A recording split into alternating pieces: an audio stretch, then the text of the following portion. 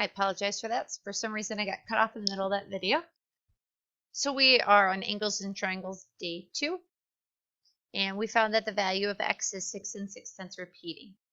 Now, we also have to talk about the angle measures. Well, we know that this angle is 20 degrees. So I'm going to go ahead and label that first angle as 20 degrees. And we also know that this angle is a vertical angle with this angle. So these two angles are equal to one another. So if this angle is 20 degrees, then this one is also 20 degrees.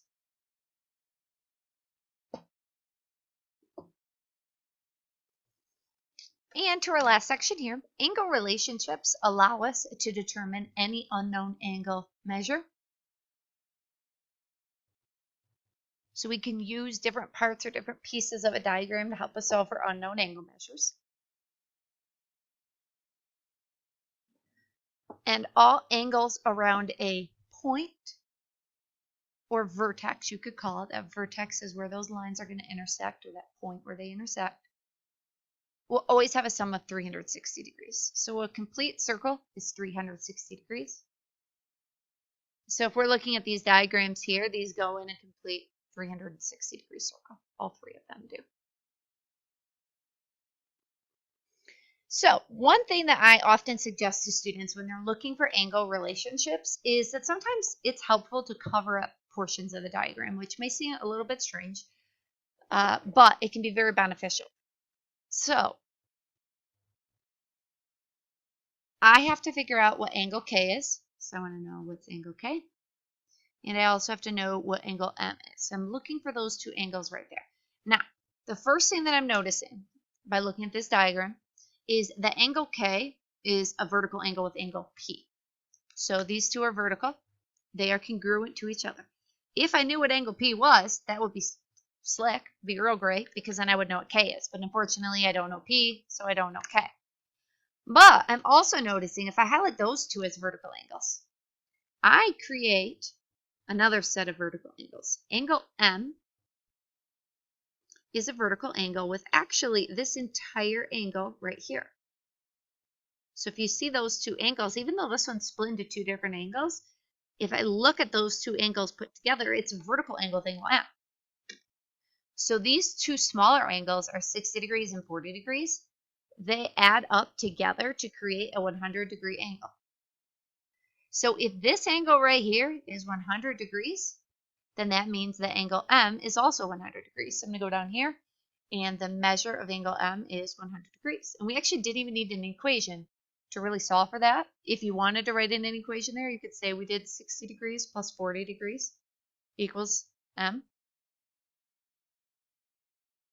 And another thing I found really helpful with these diagrams is now that I know that angle M is 100 degrees, I'm going to write in that it's 100 degrees. Because now I need angle K.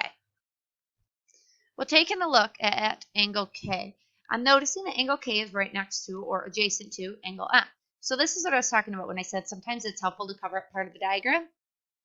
If I cover up everything except angles M and angles K, and you can even just do this with your hand if you want to, I'm noticing that these two angles right here are adjacent angles. They form a straight line. So they have a sum of 180 degrees. So I know that they're starting off with 180 degrees. If I subtract angle M, which is 100 degrees, that will tell me how many degrees are left over for angle K. So I'm going to do 180 minus 100, and angle K is 80 degrees.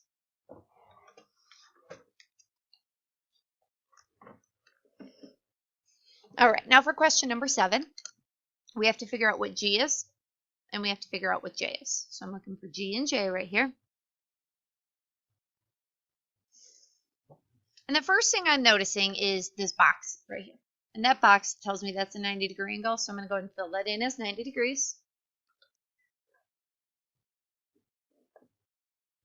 And I'm also noticing, if I were to cover up the bottom half of my diagram, that I've got these three angles right here, 32 degrees, 90 degrees, and G degrees. And they form that straight line, and all straight lines we know add up to 180 degrees.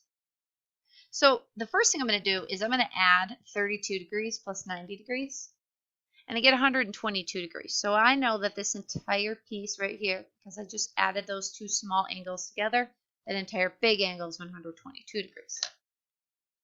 So if I want to know what G is, I'm going to start with 180 degrees. I'm going to subtract. I know that from here to here is 122 degrees. And when I subtract those two, I get 58 degrees for angle G.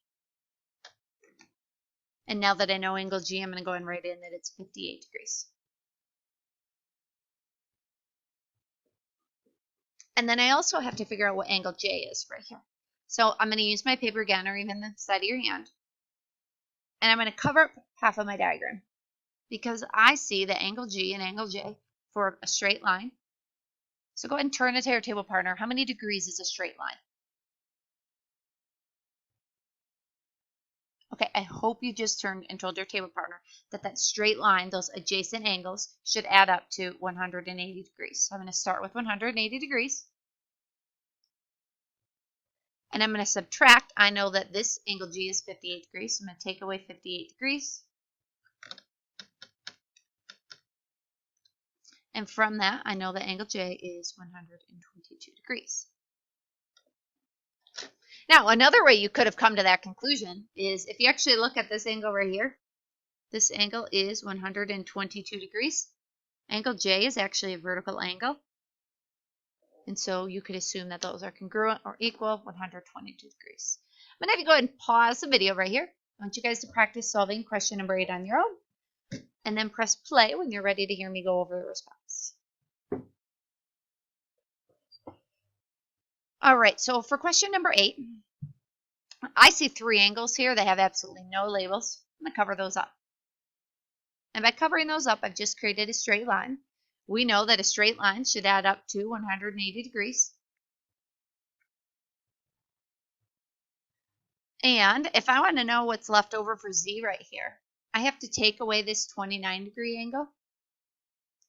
And I also have to take away this 112-degree angle. So this time I'm going to take away 2. So 180 minus 29 minus 112. And that gives me 39 degrees left over for angle Z.